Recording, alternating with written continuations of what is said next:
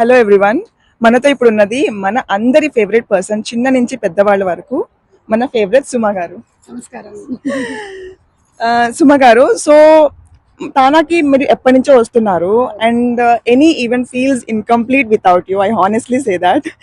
So how do you feel about coming to TANA and seeing all this culture growing well in other countries? అంటే చాలా సంవత్సరాల నుంచి వస్తూ ఉన్నాను నేను తానా. ఐ థింక్ ఫ్రమ్ 2005-4 నుంచో కాన్స్టెంట్ గా వస్తూనే ఉన్నాను.